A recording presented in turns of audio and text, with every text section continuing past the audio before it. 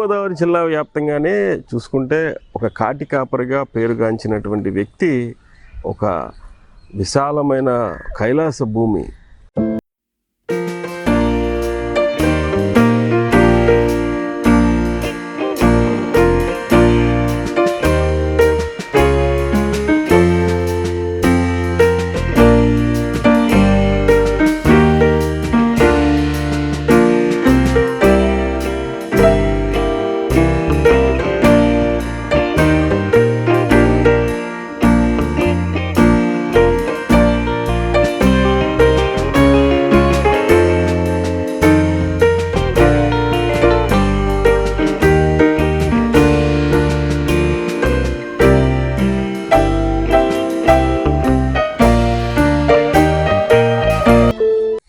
నమస్కారం పట్టపగల వెంకటరావు గారు.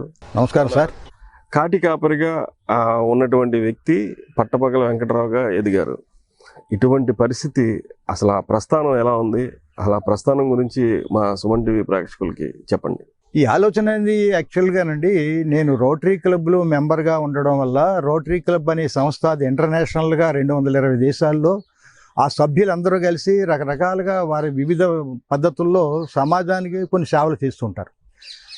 అందులో భాగంగా ఈ శ్మశాన వాటిక అనే దాని ఇప్పుడు మీరు అడిగిన దాని ప్రకారంగా శ్మశానం అనేది ఈ భారతదేశంలో హిందువులు శ్మశాన వాటిక అంటే ఏదైనా ఉందనుకుంటే ఊరికి చివరి భాగంలో ఏదైతే దరిద్రంగా ఉండి దుర్గంధంతో ఉంటూ పందులు కుక్కలు నక్కలు చెత్త చెడారం అంతా ఉండే ప్లేస్ ఏదైతే ఉందో అదే దాన్నే శ్మశాన వాటికగా ఉంటుంది.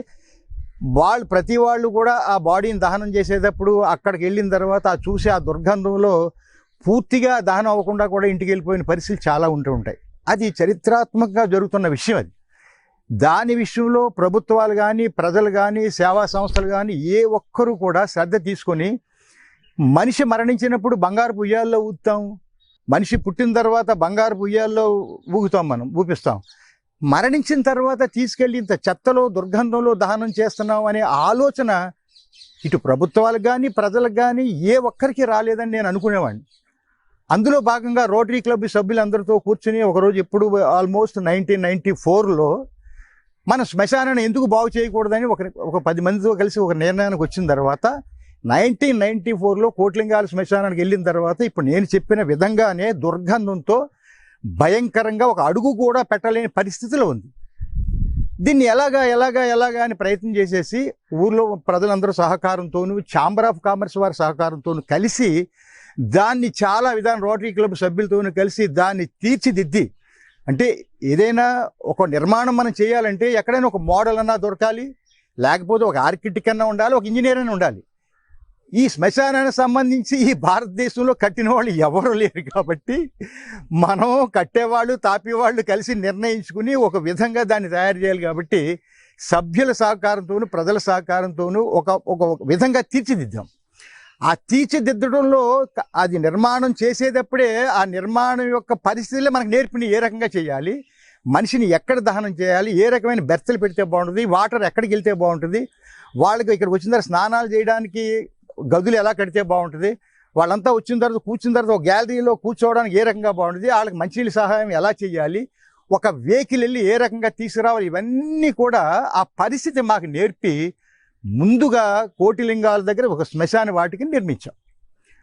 ఆ నిర్మించిన తర్వాత అప్పుడు మాకు అర్థమైంది, ఎస్ ఇలా ఉంటే బాగుండేది అని అనుకున్న తర్వాత దాని మున్సిపాలిటీ వాళ్ళకి ఫస్ట్ అప్పచెప్దామని వెళ్ళి మున్సిపాలిటీ దగ్గరికి వెళ్ళి ఆ కమిషనర్ గారి దగ్గర కూర్చుని నేను అడిగిన తర్వాత ఆయన వచ్చోసారి చూసిన తర్వాత 1996 ఆ ప్రాంతంలో ఆ కమిషనర్ గారు అన్నమాట ఇప్పటికీ నాకు బాగా గుర్తుంది. అయ్యా, రోటరీ క్లబ్ వాళ్ళు శ్మశానాన్ని టేకప్ చేసినందుకు మీ అందరికీ మా అభినందనలు. కాకపోతే ఇది మున్సిపాలిటీకి మీరు అప్పచెప్తే మరీ మున్సిపాలిటీ లాగే ఉంటుంది. దయించి మీరే నడపండి దీన్ని. ఇక్కడ చూడండి ఒక్క విషయం, దయించి మీరే నడపండి అంటే కట్టడం అంటే కట్టాం, కానీ ఇది ఎవరు టేకప్ చేస్తారు దీన్ని? రోజు శవాలతో ఎవరు బాధపడతారు? ఇవన్నీ కాల్చేవాళ్ళతో బాధలు పడాలి, తీసుకొని రావాలి. మరణించిన మనిషి ఎదురుండా కనబడతాను ఇంటికి వెళ్ళి 20 సార్లు స్నానం చేస్తే కానీ మనం ఉండం.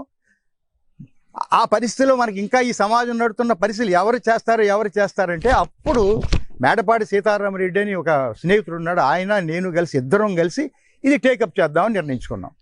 ఇది టేకప్ చేద్దామని నిర్ణయించుకున్న తర్వాత అది కంటిన్యూగా అలాగా వచ్చిన బాడీలన్నీ కూడా ఏదో కర్రలు పెట్టడం, కాల్చడం, అసలు పని వాళ్ళు రాకపోతే నేనే కాల్చడం, ఇవన్నీ రకరకాల పరిస్థితుల ప్రభావాలు మనకి చేసే విధానం నేర్పుతున్నాయి.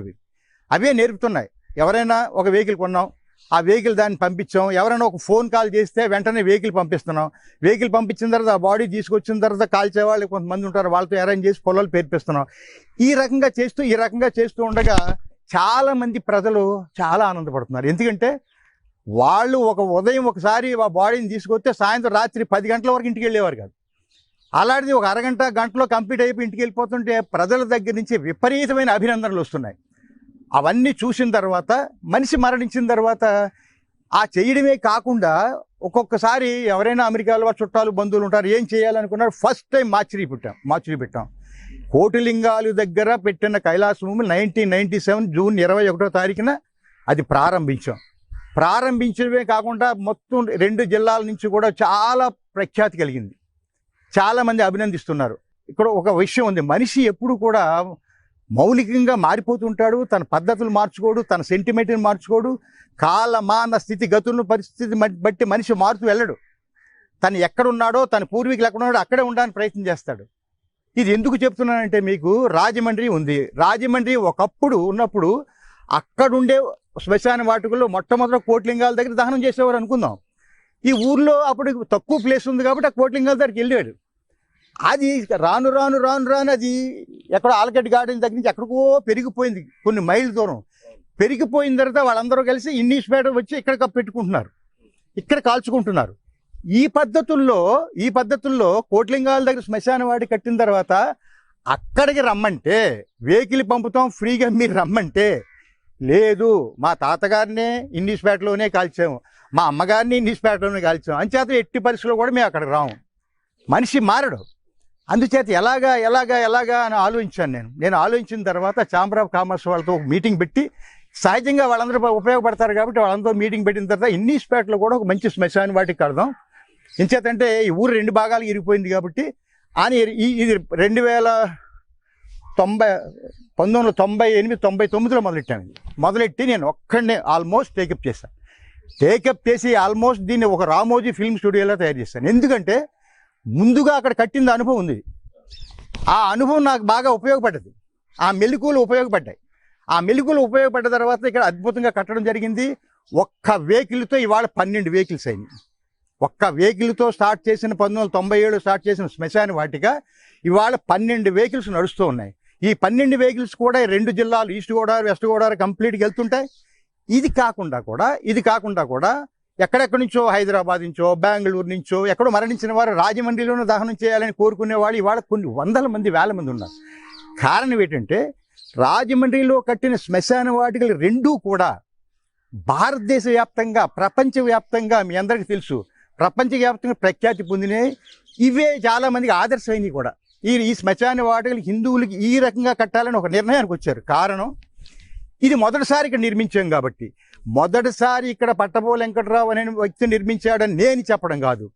Limca book of world record వాళ్ళు 4 ఇయర్స్ సర్వే చేసి అప్పుడు నాకు Limca book of world record వారు తెలియపరిచారు, మీరే మొదటిసారి ఇంత అద్భుతమైన శ్మశాన వాడికి హిందూ భారతదేశంలో కట్టారు అనేటప్పటికీ నాకే ఒక రకమైన ఆశ్చర్యం వేసింది. అది పక్కన పెడితే ఇవాళ భారతదేశంలో ఎన్నో చోట్ల కొన్ని వందల ప్లేసుల్లో ఈ సిస్టాన్ని వాళ్ళు మానిఫై చేస్తున్నారు. ప్రతి చోటకి ఇది నడుస్తుంది. ఇవాళ భారతదేశానికి రాజమండ్రిలో 2 శ్మశాన వాటికలు ఆదర్శమైనవి. ఒక్క టెలిఫోన్ కాల్ చేస్తే వెంటనే బండి వెళ్ళిపోద్ది. వాళ్ళు అనుకున్నట్టే బండి వెళ్ళిపోద్ది. వాళ్ళకి పాడి కావాలంటే పాడి కూడా తీసుకెళ్తారు, పాడి మీద బండి తీసుకొస్తారు. ఇక్కడ వచ్చిన వెంటనే ఇక్కడ కాల్చేవాళ్ళు ఉంటారు, వాళ్ళు వెంటనే తీసుకెళ్ళి పాడి మీద పెట్టి దహనం చేసేస్తారు. దహనం అయిపోయిన తర్వాత వాళ్ళు ఇస్తే కట్టించుకుంటారు, దానికి ఏమి ఇబ్బంది ఏమి లేదు. అలాగని లేని వాళ్ళ దగ్గర కొంచెం తక్కువ తీసుకుంటుంటారు. ఇది కాకుండా పూర్వం దీనికి ఈ శ్మశాన వాటికి కట్టక ముందు ఊరి నుండి ఎక్కడైనా బెగ్గర చచ్చిపోతే అక్కడ ఏదో ఒక తువాలు పరిచి డబ్బులు వసూలు చేసి ఆ బాడీని తీసుకెళ్లి డ్రైనేజ్లో పడేసేవారు. ఇవాళ ఆ పరిస్థితి పోయింది. ఈ ఊర్లో ఎక్కడ బెగ్గర చచ్చిపోయినా, ఓల్డేజ్ హోమ్స్ అయినా, అన్క్లెయిమ్డ్ బాడీస్ జనరల్ హాస్పిటల్లో ఉన్న సెంట్రల్ జైలు ఖైదీలు పోయినా, ఎవరు పోయినా ఉచితంగా రోజు 10-15 బాడీలు చేస్తూనే ఉన్నాం. 1997 జూన్ 22 తారీఖు వరకు ఈ రోజు వరకు దొరుకుతున్నాయి. పోలీసులు రెగ్యులర్గా కూడా బాడీలు తీసుకొచ్చి మాకు అప్పచెప్తారు. మేము వేలు ఉంటే దహనం చేస్తాం, లేకపోతే మామూలుగా ఎక్కడుకుని కప్పెట్టడం జరుగుతుంది. 2 రకాలుగా ఉన్నాయి ఇప్పుడు. ఇవి కూడా ఏ రకంగా ఉంది, ఒకటే పూడ్చిపెట్టడం. పూడ్చిపెట్టడానికి 10-12 ఎకరాలు అలాట్ చేస్తాం, అది రీసైక్లింగ్ చేసుకుంటూ వెళ్తుంటాం. సమాధులు కట్టినివ్వకుండా, సమాధులు కడితే ఇంకా ప్లేస్ వేస్ట్ ఇంకా రాదు మనకి. అంచేత అది రీసైక్లింగ్ చేసుకుంటూ వెళ్తుంటాం. ఎముకలు ఎక్కడ అయిపోయిన తర్వాత దాన్ని చేసేసుకుని 2-3 సంవత్సరాలు అయిన తర్వాత దాన్ని మళ్ళీ తీసి ఆ లోపల చెత్త కట్ట ఉంటే క్లీన్ చేసుకుని మళ్ళీ అక్కడ ఇంకో బాడీకి పెడతాం. అది చేసుకుంటూ వస్తున్నాను నేను రెగ్యులర్గా. ఇది కాకుండా ఫారిన్ కంట్రీలు ఎక్కడైనా ఉంటాయి, మార్చులు ఉన్నాయి, 10-12 మార్చులు ఉన్నాయి. ఈ మార్చుల్లో ఆ బాడీలు పెట్టి వాళ్ళు ఎప్పుడెప్పుడు వాళ్ళకి అనుకూలంగా చేసి అవి చేసుకుంటూ పెడుతున్నాం. అంచేత రాజమండ్రిలో దహన వాటికలు చేయడం అంటే అది నిజంగా నా అదృష్టంగా నేను భావిస్తాను. అలాగే ప్రజలు కూడా వాళ్ళు ఆనందంగా ఏ రకంగానూ లేగా హాయిగా మనకేమి ఇబ్బంది లేదు, పట్టపోలు వెంకటరావు గారికి ఒక ఫోన్ కాల్ చేస్తే మన పనులన్నీ అయిపోతాయి అనే నిర్ణయానికి వచ్చినందుకు నేను ఆ జన్మతా నేను ఆనందపడుతూ ఉంటాను. ఇప్పుడు కూడా 24 అవర్స్ ఇది వర్క్ చేస్తుంది. నేను 24 అవర్స్లో ఏ కాల్ వచ్చినా నేను అటెండ్ అవుతాను. ప్రతి కాల్కి నేనే అటెండ్ అవుతాను. ఎందుకంటే ఇక్కడ ఉన్నవాళ్ళు మేనేజర్లు ఉంటారు, కొన్ని నెట్లో నా నంబర్ చూసి నాకు ఫోన్ చేస్తుంటారు, వాళ్ళకి అన్ని ఏ రకాల సదుపాయాలు కావాలో చెప్తూ ఉంటాను.